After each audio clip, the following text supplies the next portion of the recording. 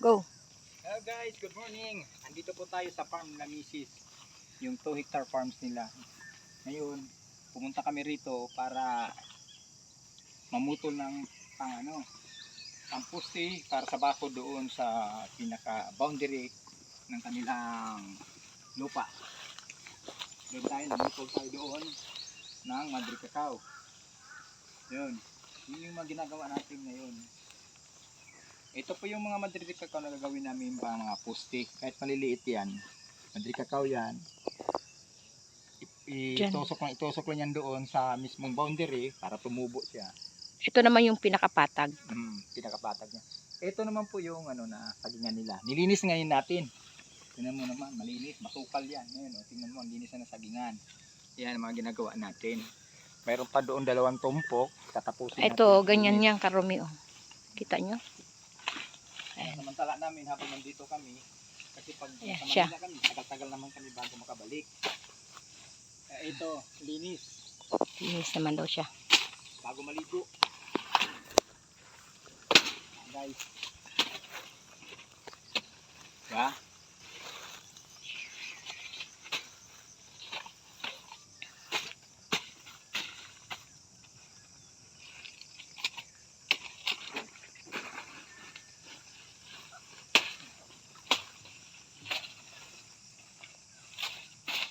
Alisin mo na yung isang yan. Inutil naman yun. Alin ito? Hindi, yung isa. Ay, ito? Oh.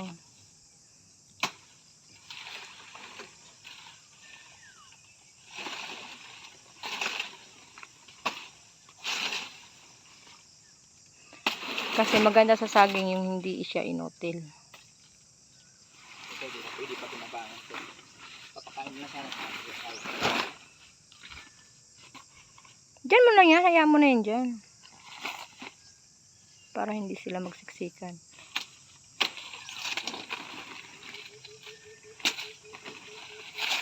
Ayan, may bunga siya na guys. May bunga yan. Kaya lang, yung puno niya, napakarumi. Doon, nung nandun pa kami sa kabila, nung nabubuhay pa ang tatay ko. Kasi may alaga siya ng lupa. Siya ang katiwala. Ano yun? 12 hectares.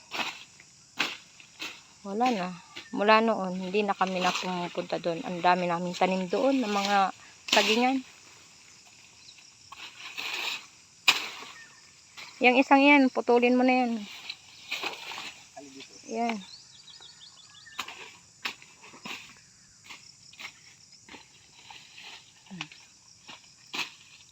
Yung kalabaw. May kalabaw dito. Ayan naman ay sa kapatid ko. Kaso lang, may sakit ang kapatid ko. Hindi siya masyado makapagtrabaho.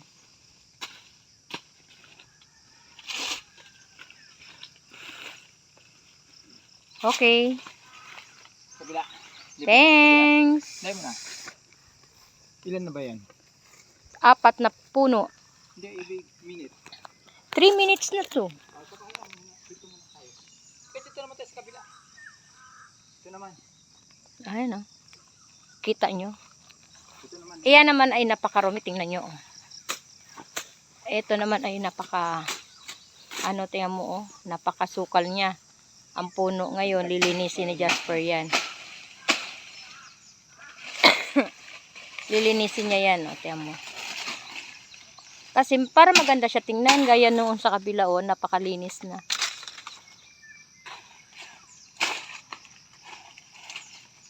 Ganyan ang ginagawa namin dito pag kami umuwi. Kahit doon kami sa kabila, na may mga sagingan kami doon, ay napakalinis kaya ng puno. Ayan. Yan ang ginagawa niya.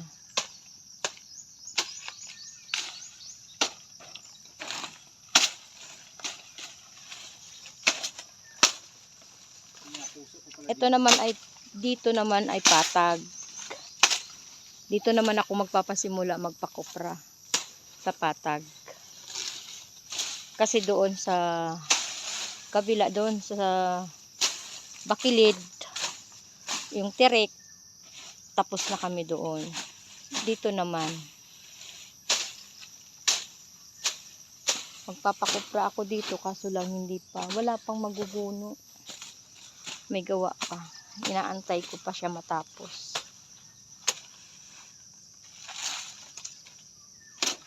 Malawak sana to. Malawak sana ang lupain namin. Nung lupain ng tatay ko. Ng mga lolo ko pala. Ano ito? Putulin na ni?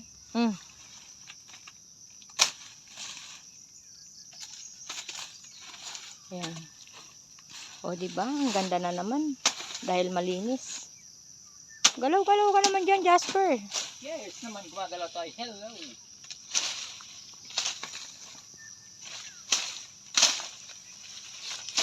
Ayan.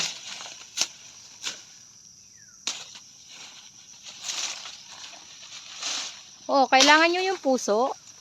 O, wala ba kayong puso dyan? Kami maraming puso. Ayan o, may puso o. Puso ng saging.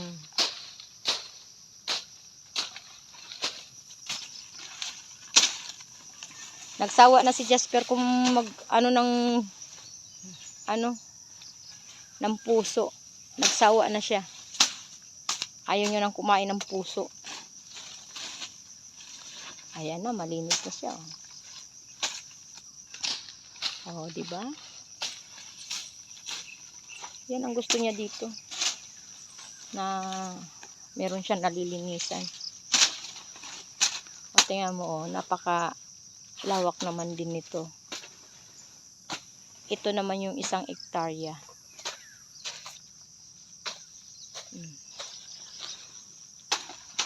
Hanggang doon yan. Sa baba. Kalahati lang to. Ito naman kami. Busy siya sa pagputol ng ano.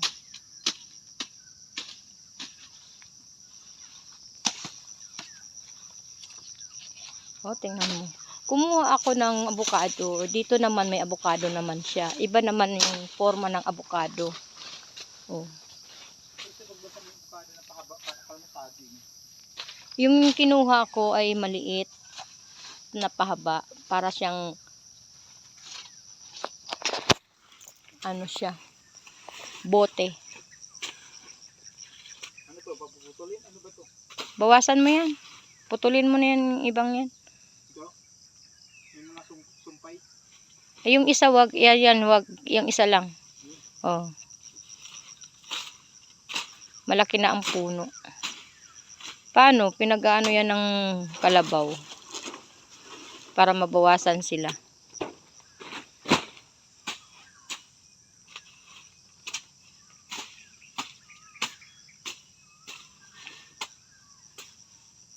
Yung isang yan, oh, nasa loob, putulin mo na yan.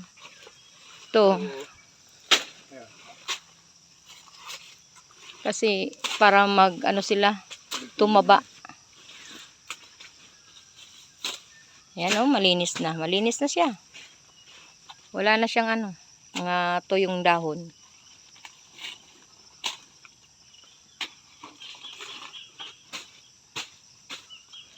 Malinis na.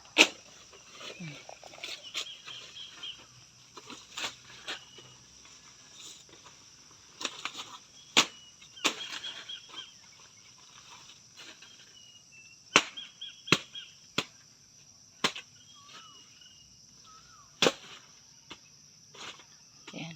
Ito mo, putulin mo. No, putulin mo na yan.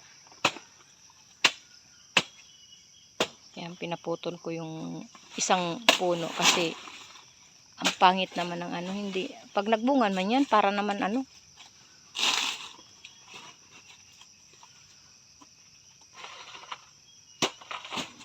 Ayan mo na yan.